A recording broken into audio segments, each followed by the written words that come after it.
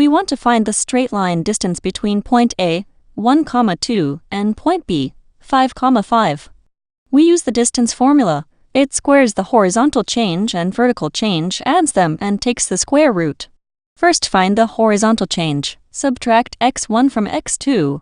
5 minus 1 equals 4. Next find the vertical change. Subtract y1 from y2. 5 minus 2 equals 3.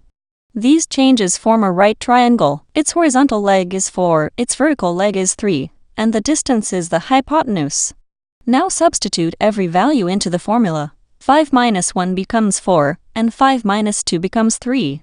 Simplify carefully. 4 squared is 16, 3 squared is 9, 16 plus 9 is 25, and the square root of 25 is 5.